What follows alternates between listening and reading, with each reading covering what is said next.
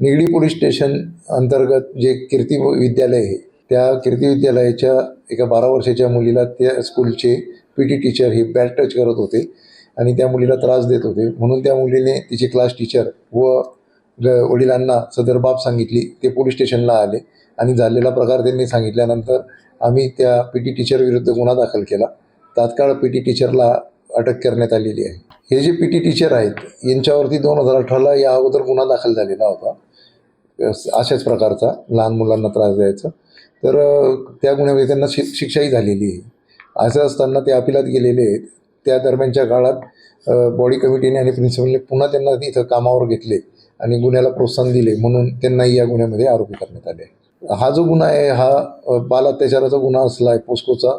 त्या पोस्कोच्या कायद्याच्या अंतर्गत भारतीय न्याय संहितेच्या अंतर्गत आपण कारवाई करतोय.